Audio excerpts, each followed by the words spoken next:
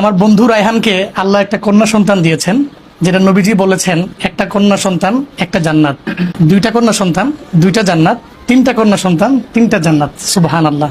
আল্লাহ রায়হানকে একটা কন্যা সন্তান দিয়েছেন।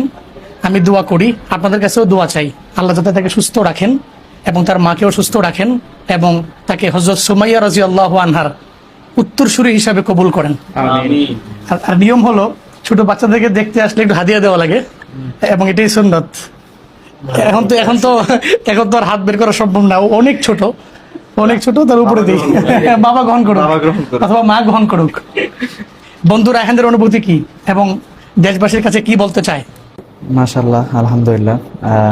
আমি শুধু দোয়া চাই আল্লাহ যেন তাকে সুস্থ রাখে, ভালো রাখে। আপনারা খাস করে দোয়া করবেন আল্লাহ যেন সবসময় দিনের পথে অবিচল রাখেন। আমিন। আমিন। আমিন। রায়হান কিন্তু অনেক খুশি। Right. না, প্রথম সন্তান খুশি হওয়াটাই তো স্বাভাবিক।